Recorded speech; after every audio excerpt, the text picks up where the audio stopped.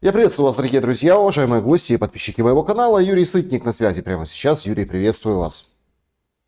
Приветствую вашу аудиторию. Юрий, ну что, какая-то пошесть пошла неимоверная. Вроде такой день, да?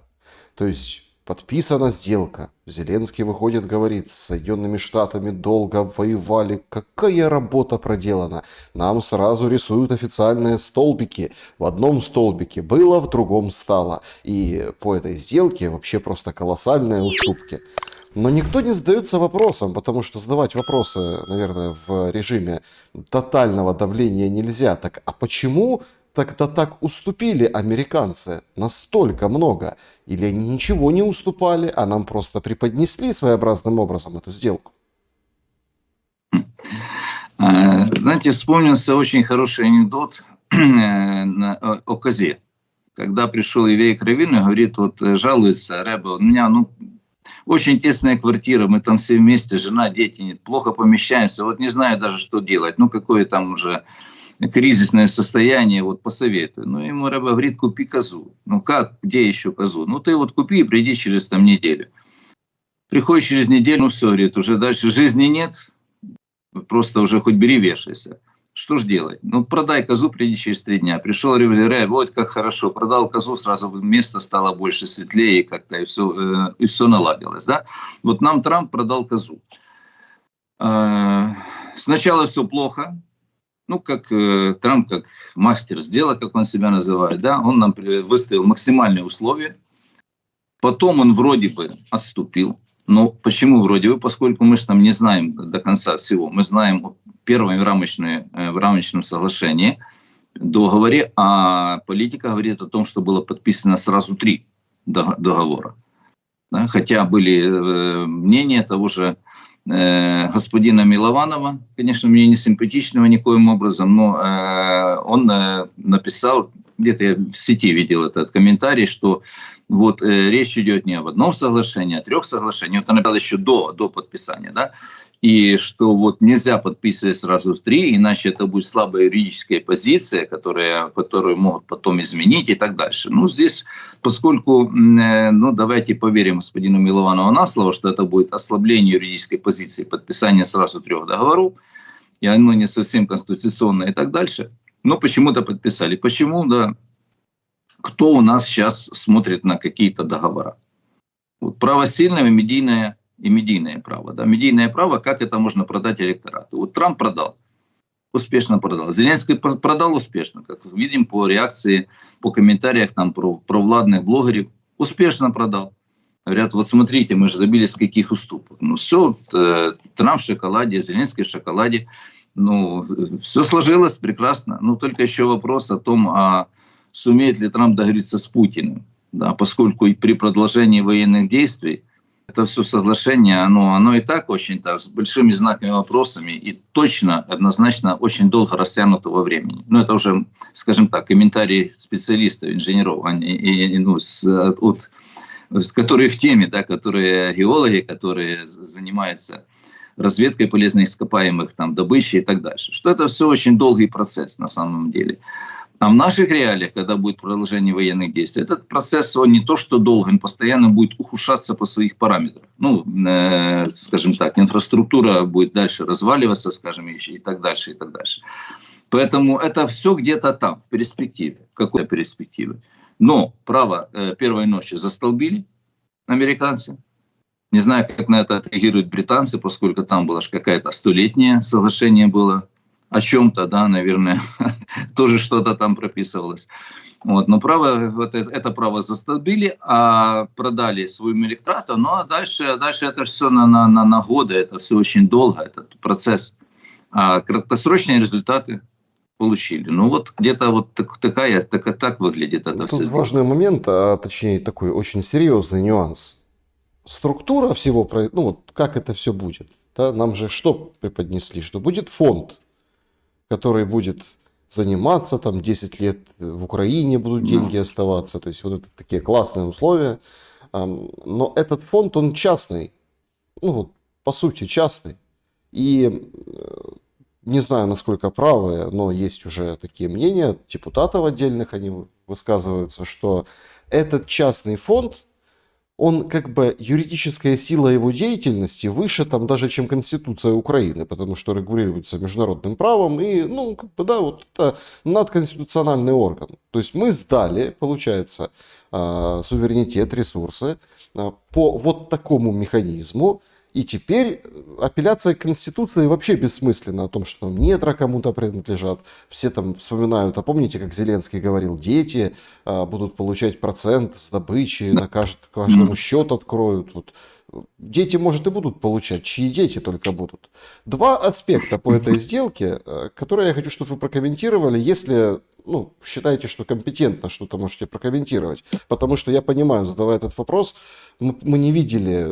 Вот сейчас приходят абсолютно другие в западной прессе, вразрез тому, что опубликовала Украина, пункты, да, то есть как будет функционировать все. И что там, мягко говоря, украинцам наврали вот с этими позициями, которые я вчера там озвучивал, чем гордится президент Шмыгаль, Свириденко.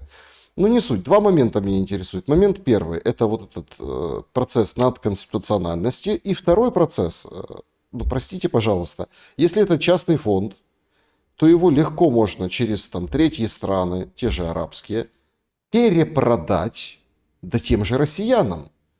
И использовать замороженные активы. Короче, купчую можно оформить на Украину, купив этот фонд. Ну, давайте так, по первый вопрос, надконституционность. Да? Вот тут, кстати, мы ничем не отличаемся здесь от Российской Федерации. Аналогия там может не совсем прямая, но очень близкая. Территория, территория опережающего развития. Это еще законодательство 2014 года, если я не ошибаюсь, в Российской Федерации, где тоже критика, ну, конечно, не анализировал, тут не буду врать, да, но вот то, что критический анализ вот этого закона, он был как раз направлен на то, что, ребята, что ж получается, если заходит инвестор, а там не имеет значения, государственный или частный, на какую-то территорию Российской Федерации, то права этого инвестора стоят выше законов Российской Федерации. То есть он, получается, там полный хозяин, да. То есть вот там вот это было таким образом, скажем так, решен вопрос о правах инвестора, но на определенных территориях. Ну, прежде всего это скорее всего это территории ресурсной Сибири и так дальше. А здесь мы получили вот похожие, ну, скажем, касательно всей Украины, всей территории Украины. Ну, хотя опять-таки тут вот интересный вопрос. А оккупированная территория, она входит в состав договора?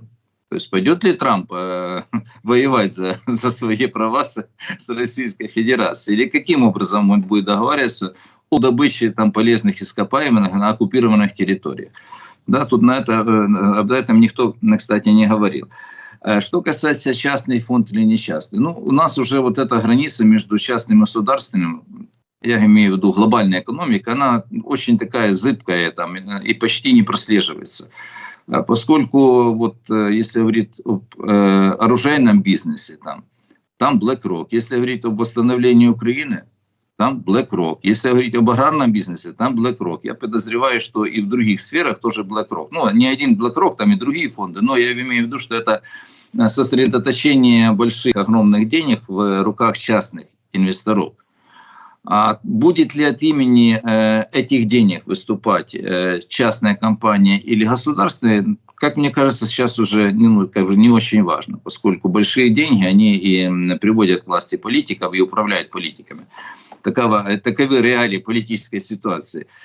Или политики зависят от этих денег. Поэтому тут частный, не частный, тут никакого совершенно значения не имеет. Хотя формально, если это будет частная компания, которая может, скажем так, которая будет управлять вот этим всем процессом, да, вы совершенно правы, акции этой компании можно продать в любой момент, собственник перейдет, скажем, собственником будет совершенно другая страна, например, ну, это не принципиально. Тут, кстати, если говорить о рынке земли, так называемый рынок земли, который в Украине сейчас существует. Но мы же понимаем, что сейчас не обязательно сказать, вот мы же не будем допускать там иностранных компаний и так дальше. Ну, вот есть уже примеры, которые там, этот агрохолдинг «Мрия», который выкупили саудиты. Да, вот был украинский, частки поменялись там в статутном капитале, и все, и уже он саудитский. Также и с этим фондом частным. Кто там будет собственником, не имеет значения, поскольку все равно будет руководить большие деньги.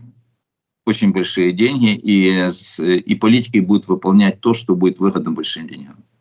Ну, такой достаточно момент истины, собственно. И самое интересное, что ни парламент, ни Кабмин, никто до путя не знает, а что там вообще, что за сделка. Ну, то есть, ратифицирует парламент или нет, как вам кажется? Я думаю, что парламент ратифицирует, поскольку парламент у нас демонстрирует послушание и верность линии партии, колеблется вместе с линией партии. Вот. А если говорить еще раз о самой сделке, когда это серьезная сделка, то есть, которая регулируется не медийно, не правом силы, регулируется законом, но этот документ должен быть на многих-многих страницах, где совершенно четко должно быть все описано и предусмотрено. Да? Иначе это только декларативный документ, как вот сейчас говорит Будапештский меморандум. Ну это же декларативный документ. Ребята, а почему вы нам вот лапшу вешали на уши о том, что Будапештский меморандум, когда его там подписывают, что это наши гарантии безопасности и так далее, и так далее. Здесь тоже никаких гарантий безопасности нет. А вот что именно, каковы механизмы, это ж, каждый юрист понимает, что там запятая в предложении может изменить, казнить нельзя помиловать, да, изменить суть договора. Поэтому давайте оставим вот эти, скажем так, оценки для специалистов. Мы можем только смотреть на то, как это продают электорату. Вот продают сейчас успешно, да, пока что это все хорошо, там прекрасно и так дальше.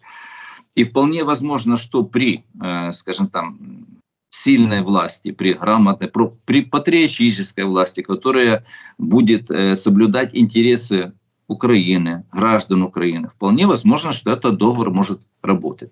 Но еще раз говорю, он начнет работать и может работать в каком-то неопределенном далеком будущем.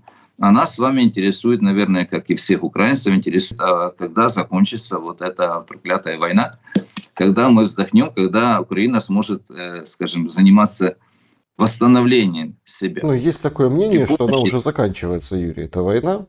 И об этом говорят ряд таких косвенных признаков. Вот смотрите, тоже ведь, да, обсудили мы эту сделку, они ее подписали.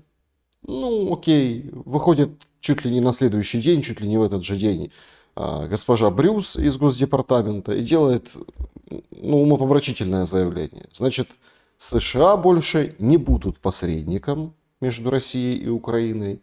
Не будем мы лететь на другой край мира, чтобы модерировать этот разговор. Все, садитесь говорить сами. Россия и Украина. По сути, тональность этого заявления нам говорят, вот смотрите, там вообще, конечно, интересная история произошла с Волцем, советником по национальной безопасности, который попал в проблемы, да, связанные с сигналом, там его фотографировали, о том, что он им пользовался еще там до увольнения. Когда добавили журналиста и там слили вот эту переписку, когда бомбили хуситов, скрины там поделали и в прессе опубликовали. Тут как бы глубже история. Его переводят постпредом при ООН. Венс говорит, да не, это повышение, это не увольнение. Но тут же очень интересно, что аппаратно получается на выходе. На выходе получается, что советником по нацбезопасности и главой Госдепа становится Рубио. Рубио, которого вчера российские СМИ, по данным их источников, ждут на параде в Москве. Даже вот так все выворачивается очень интересно. И тут выходит Госдеп, подчиненная Рубио, говорит, все, мы не посредники, договаривайтесь теперь между собой. Мавр сделал свое дело, сделка подписана, Мавр может уходить. И поэтому welcome, так сказать. Садитесь и представляйте свои идеи, мы вот ждем. Очень интересная смена риторики. По сути, это то, чего хочет Москва. Прямые переговоры. Они же, мы им говорим перемирие на 30, 60, 90, сколько хотите дней. А те говорят, нет, прямые переговоры, без предварительных условий. Так, несмотря на тональность, получается, заявлений, комплексно и стратегически складывается так, что все идет по плану Москвы, не находите? Да, очень похоже, что это идет по плану Москвы, хотя тут еще преждевременно говорить о каком-то плане Трампа. Мне кажется, что он человек, который ориентируется на местности по ситуации, а не мысли стратегически. Ну, так получается. Он, ну, хотя, наверное, в состоянии такого тотального какого-то хаоса, нестабильности, в эпоху перемен, это может быть и правильная стратегия, действовать по ситуации, а не, скажем так, что-то планировать, когда планировать практически невозможно. Но касательно риторики, ну, если Трамп, ну, давайте начнем с парада и с возможного визита, да, если он совершится в Москву, господина Рубио. Так вот, если Трамп говорит, что мы победили, и вот 8 мая будем отмечать, но он же не говорит, что Россия тоже не победила. Он просто говорит, что мы первые, вот, и мы 8 мая отвечаем, мы первые.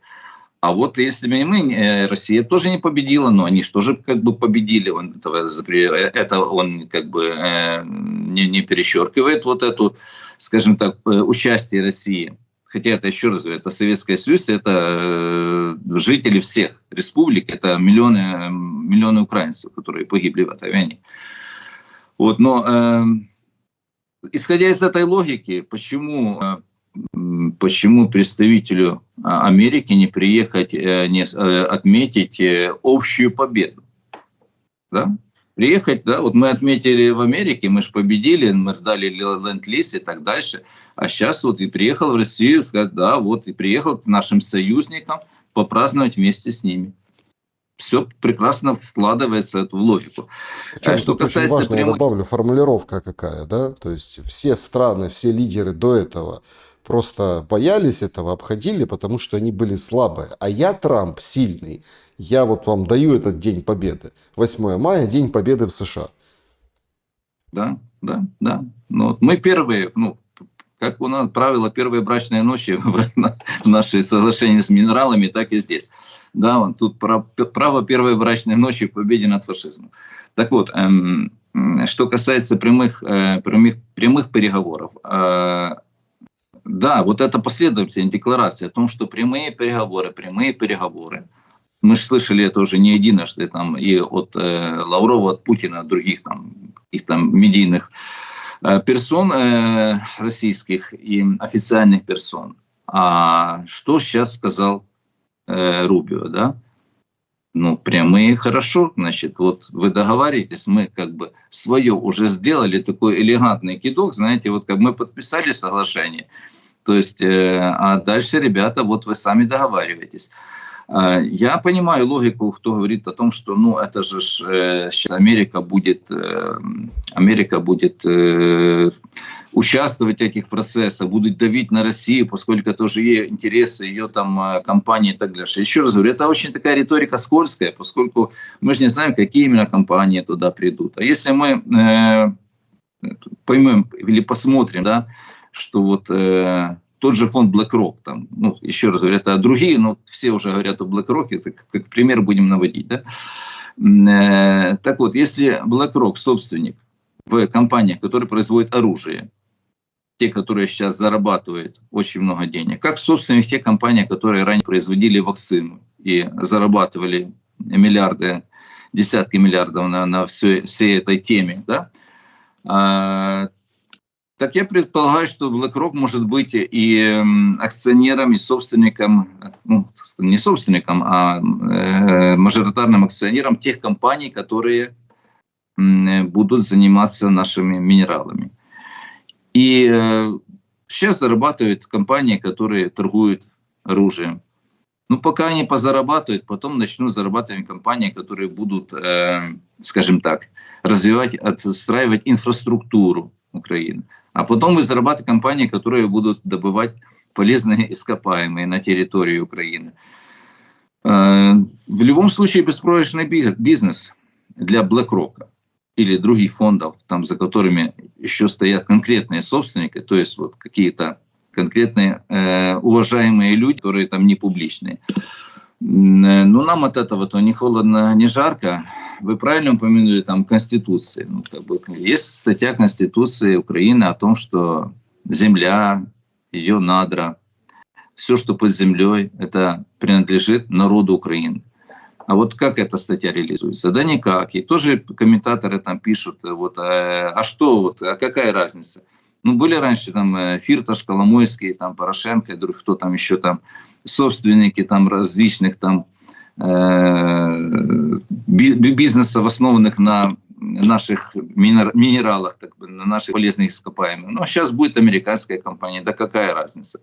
Ну, в какой-то мере, да, какая разница мне с вами, мы что, от этого получали какие-то дивиденды или имеем перспективу, что наши дети получат что-то от этой темы. Да нет, тут в этом плане логика есть. Ну, логики нет в другом. Если у нас все-таки есть Конституция, которую нарушали уже там как угодно, санкциями против своих граждан, включением там путь в НАТО, который нельзя было вносить изменения в Конституцию во время де-факто военного положения в Украине. Де-юре не было, но де-факто было.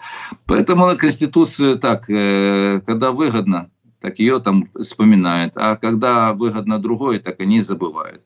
Но это опять-таки, если мы строим государство, ее будущее, не опираясь на основной закон, это хлипкий фундамент. Это очень хлипкий фундамент. Это зыбкая почва, на которой мы не сможем построить какое-то определенное здание, какую-то надежную конструкцию. Это хуже всего. В том, что это все, и тогда мы уязвимы. Мы как страна очень уязвимы. Юрий, прямые переговоры с очень уязвимой страной. Так а что это будет? Ну вот опять мы сейчас видим что? Мы видим там прописано, что нет, прошлая помощь, никаких долгов нет. Ну, правда, там говорят, что 120 или сколько там миллиардов первые, которые будут зарабатывать, пойдут сразу в Америке, а потом уже вот это все. Ну, то есть, ну, наверное, врут злые языки, пропаганда по поводу этой сделки. Но уже мы видим самолеты, достали со свалки и отправляют на запчасти Украине. Зачем? Потому что, во-первых, эти самолеты не нужны, цену можно нарисовать какую хочешь, отправить, и в этот фонд класс, то есть уже видите, как США наполняет. Зафиксировать. Да, США наполняет, а Украина уже потом будет отдавать. То есть это такой маленький пример. Но вернемся к прямым переговорам. То есть если ты слаб, не субъектен, зависим от денег партнеров, причем разных партнеров. Британия, Европейский Союз, вот Америка теперь, да, и вот это все, скажем так, мультиплицируется в долги, то а как ты можешь прямо говорить о чем с противной стороной? И может ли противная сторона с тобой говорить напрямую, без кого-либо? Ведь, понимаете, когда вот это выходят американцы, говорят, все, мы все сворачиваемся, мы не посредники, мы уходим. Нет, чисто, ну вот, как бы, да, только Америка может что-то гарантировать, присутствуя за столом и в дальнейшем, ну вот, чтобы не нарушались там какие-то договоренности, только Америка. Европа не может. Британия, понятное дело. Между собой о чем договорятся, но тут есть тоже такой момент. Да? Мы можем с вами о чем-то договориться, потом кто-то из нас друг друга кинет, например, да, или кого-то, раз и все, кидок. А кто что сделает? Никто ничего не сделает. То есть это ведь тоже опасная история. Без посредника начинать вот эти переговоры с максимально слабой позицией. Как бы нас не уверяли, что позиция сильная. Фронт. Ну, мы видим, что уже под Покровском, практически в черте города был прорыв ДРГ. Еще в одном там Новоеленовка месте. Прям глубокие такие прорывы, такого не наблюдали раньше. Ну, вроде как там, да, ликвидировали, малые группы зашли. Ну, они заходят и окапываются. А потом дальше фронт подтягивается. То есть по фронту проблемы, по деньгам, ресурсам проблемы, по поддержке проблемы. Давайте прямые переговоры, конечно, без посредников. Да, это тоже с точки зрения риторики, это совершенно риторика российской стороны в прямых переговорах и, конечно, с позиции силы как бы разговаривают они. Но О каких прямых переговорах может идти речь, если они у нас запрещены решением Совета национальной безопасности, и о чем даже господин Лавров упомянул буквально там позавчера, и очередной раз упомянул, что надо сначала дать возможность, да, то есть на законодательном уровне, иначе это как бы не совсем легитимные переговоры. Во-вторых, вот периодически вытаскивает вопрос легитимности и нелегитимности президента Украины. То есть это же тоже четкая риторика, начинают Путина, да, и других уполномоченных лиц, которые, ну, мы же не можем, у нас тут вопросы к легитимности президента. Ну, вот. И третий вопрос, самый важный вопрос, это все-таки о том, что территориальные претензии, взаимные или территориальные какие-то пожелания, они совершенно не соответствуют. И тут, как Волк сказал, тут пропасть, да, между позициями сторон. И вот как эту пропасть преодолеть даже там за очередных 100 дней, вот тут совершенно непонятно. Поскольку ни один украинский политик не согласится с тем, что аннексированный Крым и оккупированная территория – это Российская Федерация. И я не верю, что какой-то российский политик, даже если не станет Путина, вот, и кто-то придет другой к власти, что этот кто-то другой скажет, что то, что мы включили в состав Конституции Российской Федерации, что мы ошиблись, давайте обратно. Вот просто, ну, как бы мне пока вот эта картинка никак не приходит в голову, я себе не представляю, как возможно в ближайшей какой-то перспективе, без каких-то там, не знаю, там черных лебедей, там катастроф и так далее. Вот сейчас это не представляю. Поэтому о чем мы можем говорить? Какие прямые переговоры? Это де-факто, это заморозка, против которой тоже все выступают. Но де-факто это будет заморозка конфликта. Это то, что, к чему призывает там Путин, и давайте на 9 мая перестанем стрелять. Это реагирует Сибига, так почему только на 9, давайте на 30 дней, там или еще на 60 дней. Но вот когда договорятся об условиях прекращения активных боевых действий, тогда перейдут к формату каких-то дипломатических переговоров. Пока ни одной точки соприкосновения, в первую очередь из-за территориальных споров. Вот это вся денацификация, это цели СВ, это полная ерунда. Они же все зыбкие, все очень условные, и никакой конкретики там нет. Там можно все повернуть как угодно. А тут конкретно вот граница, вот территория, административная область, да, которую Россия считает, что это ее. Это же получается, что вот этот конфликт, который изначально уже заложен, поскольку ни одна сторона не примет какую-то позицию. С другой стороны, заморозка – это опять Минск-3, понимаете? А тут заморозка почему напугает нашу власть? Да? Вот, это же заморозка на начало нового политического процесса внутреннего, правильно? Ну, тогда же надо говорить о выборах, да? И все скажут сразу, вот все, демократические выборы и так дальше. Так нормально все с выборами, Юрий, все хорошо. Вы же видите, как зачищают политологов, журналистов, бывших экспертов, санкции, все. Санкции, Арестович санкции, Козя Мандаренко санкции, блогер Олежка санкции. Ну и мне тоже санкции лепили раньше на 2 недели, понимаете, Карасеву. То есть нормально. Причем я не беру вот этих людей, которые действительно были там активны у нас, и так сложилось, что переехали в Россию, и там строят какие-то там свои медийные планы, тут, короче, работают там, да, бывшие, ну или как настоящие граждане Украины, они по-любому получили, наверное, российские паспорта уже за это время, но тем не менее. Но против своих же граждан вводит санкции. Для чего? Зачем? Говорит, что это пропаганда войны. Кто войну разжигает и пропагандирует? Кость Бондаренко? Ну какой-то цирк. Это к выборам же. Все по Орвелу. Все по Орвелу. Тут очень четко все прослеживается. Министерство мира, которое занимается войной. Да, я понимаю, что это происходит превентивные уже какие-то действия, зачистки медийного поля, зачистки оппонентов, но это ничего не поможет. Но это же проблема не в том. Проблема совершенно в другом. Что Российская Федерация, подозревая, что ЦРУ, то есть при нынешней власти, они будут действовать на, скажем так, через внутреннее влияние в Украине, через влияние на политиков, через влияние на какие-то, скажем, на какие-то идеологические там мемы, которые в мозгах людей, они будут влиять на вот эти выборы. И тогда вот это влияние, когда уже, скажем так, раскол в мозгах произошел, да, то, что произошло на Майдане, во что это превращается в результате? В раскол по территории. Это уже мы получили с вами, да, вот этот раскол, который произошел сначала в мозгах, а потом уже в территориальном аспекте. Здесь еще хуже, поскольку противостояние будет идти, кто за действующую власть. Будет говорить, это да, это наши патриоты, это они тут такие хорошие и так дальше. И кто будет против действующей власти. А против действующей власти выступит, скажем, например, тот же господин Залужный. Я не знаю, может, они договорятся, может и нет. Или кто-то еще другой. И тогда получается ситуация жесткого внутреннего конфликта политического.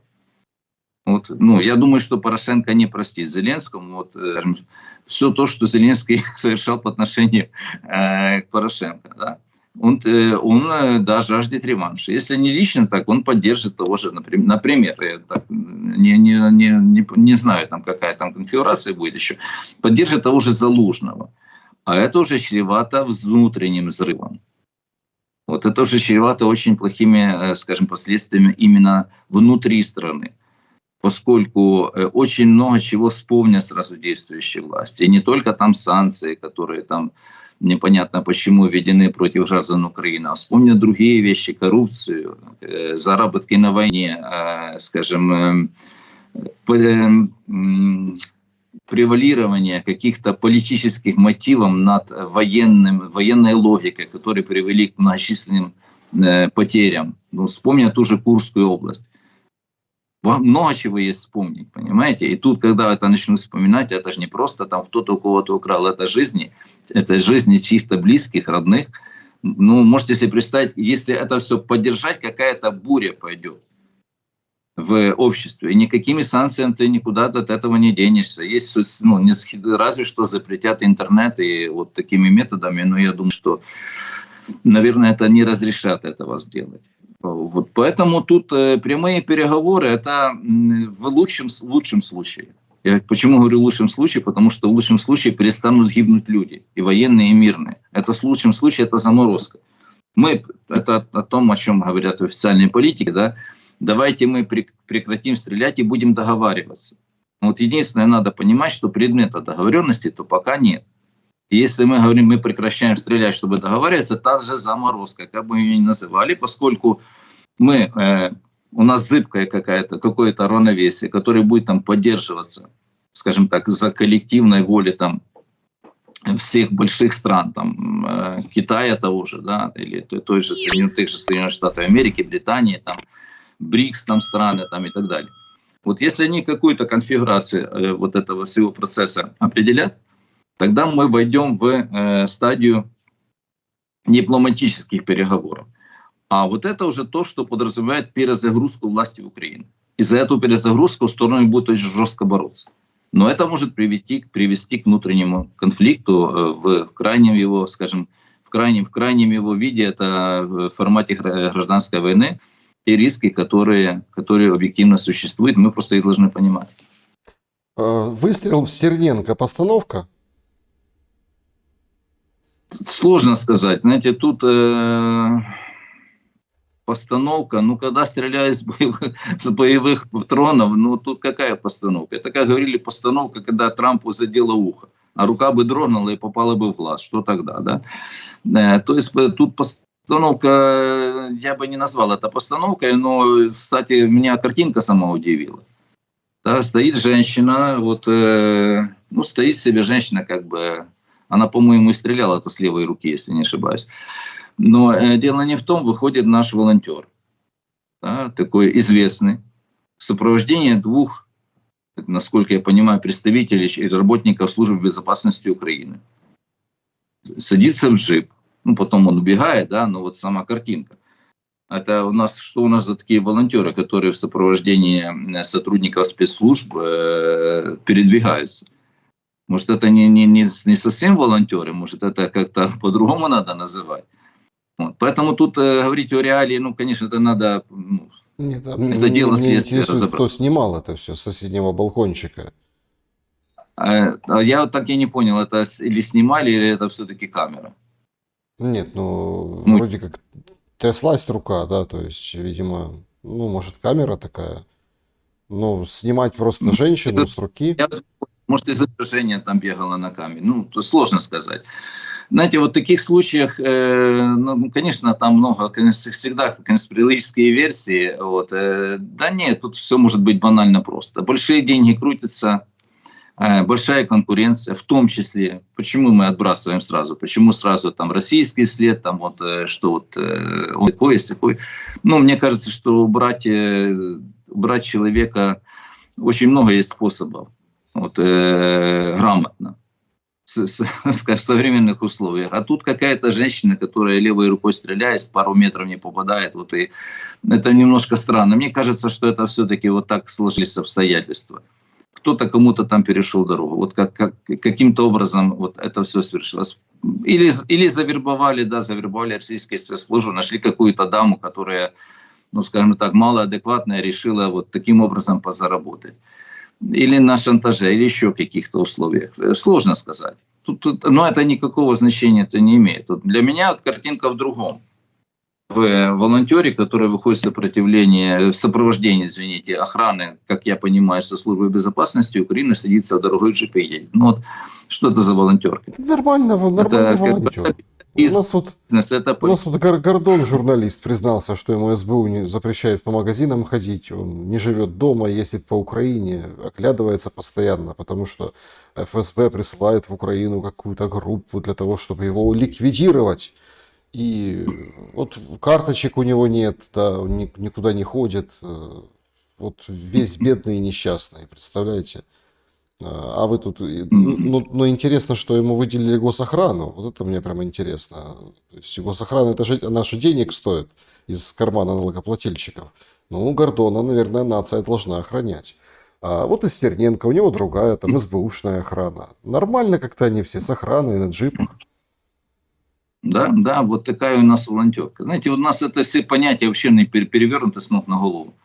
Поскольку волонтер — это когда ты за счет своего времени, своих денег вот что-то делаешь. А когда ты ездишь на джипе с охраной, и это, скажем так, и это источник твоего существования, это не волонтерка, это работа, это бизнес.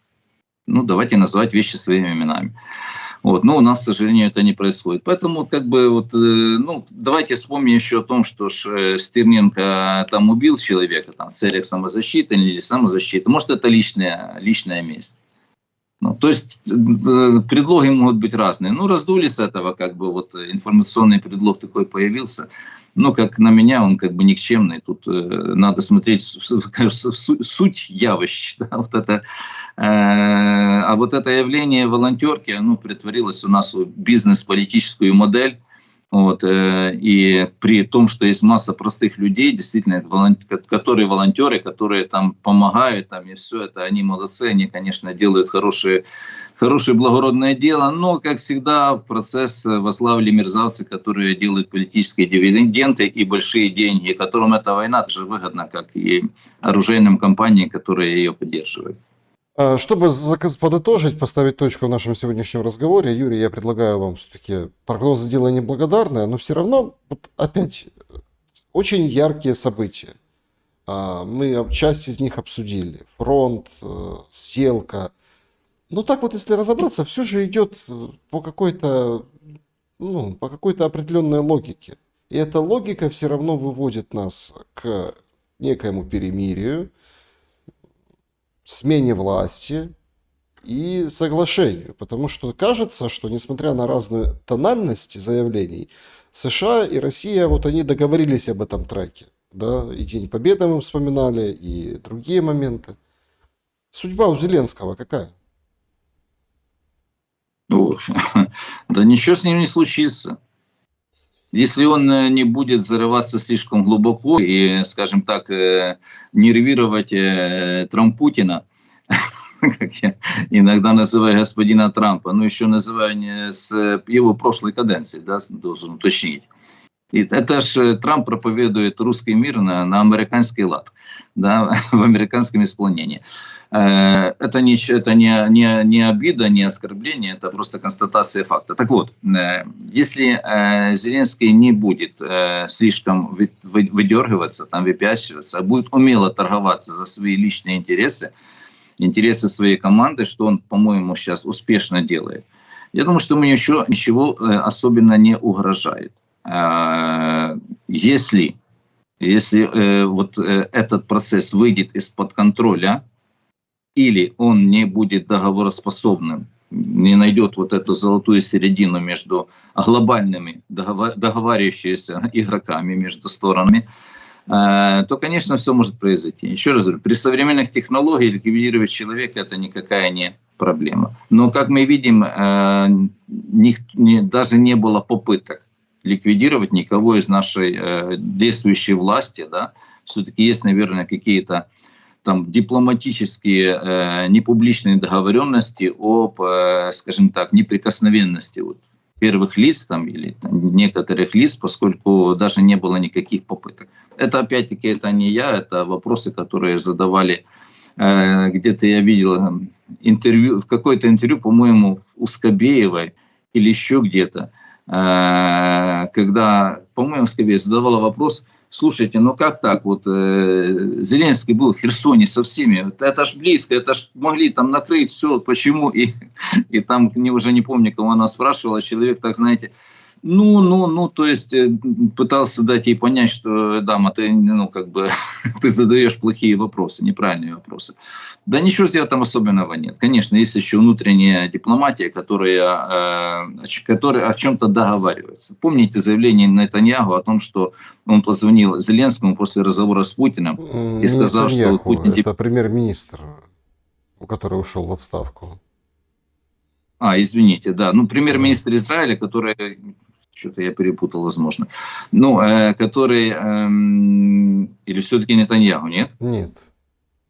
Нет? Хорошо. Это уже отставной премьер-министр давал подкаст и говорил, что есть гарантии, из бункера созванивался, и Зеленского обещали не трогать. Лично Путин это обещал. Да. У нас опять-таки, а что тут такого? Ничего особенного. Да, есть договоренности не трогать первых лиц, ибо это нарушит уже вообще тут все правила игры. Так по параду как стрелять будем? Подождите, зачем этот разгон? Цирк вот этот устроили. Смакуют, как полетят дроны по параду. Прошлой ночью полетели дроны по Крыму, понимаете? Там много дронов полетело, били. А по параду? Это опять-таки, с одной стороны, это медийные вбросы, которых надо раскрутить, а с другой стороны это взаимный шантаж. Вот если вы тут нам начнете, мы вам тоже можем. Тут ничего удивительного нет. Но что касается там перспективы, если договорятся, как сейчас договариваются все-таки, без угрозы жизни, да, если договорятся потом, то несмотря на все там прогнозы, что там Зеленский закончит там в тюрьме там, или там еще что-то, да нет, я думаю, что найдут формат, когда он... будет себя нормально чувствовать. И, кстати, еще же мы не знаем, как он может спокойно перейти в формат политики, потом какой-то оппозиционной и так дальше, если будет заморозка, если будут новые выборы и обойдется без кровопролития внутреннего. Власть поменяется, то вполне возможно, что Зеленский будет в оппозиции к новой власти. И дальше будет в политике, дальше будет рассказывать, как он героически боролся с агрессором, в отличие от новой власти. То есть он не будет переизбран, будет... я не верю, что его переизберут. Просто мы же много еще не знаем, а когда начнется активный политический процесс, там столько компромата, столько появится всего, что я не думаю, что есть какие-то шансы на второй срок. А остаться в политике шансы есть. Юрий Сытник был моим собеседником сегодня. Я благодарен за время и мысли. Спасибо вам. Друзья, берегите себя. Всем добра и света. Увидимся.